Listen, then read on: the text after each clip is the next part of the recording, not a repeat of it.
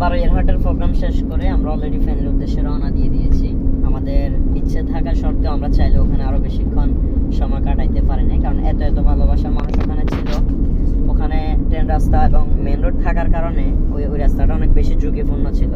আমরা যদি ওখানে আরো আধা ঘন্টা থাকতাম, দেখা গেছে মানুষ আরো বাড়তো, একটা সময়ের পরে কোনো একটা অঘটনা ঘটে যেতে পারতো। সবকিছু চিন্তা ভাবনা করে আমরা অল্প কিছুক্ষণ সেখানে সময় কাটিয়ে চলে এসেছি। ফেনীবাসী এবং বারোয়ারহাটবাসীর কাছে আমি চিরকৃতজ্ঞ।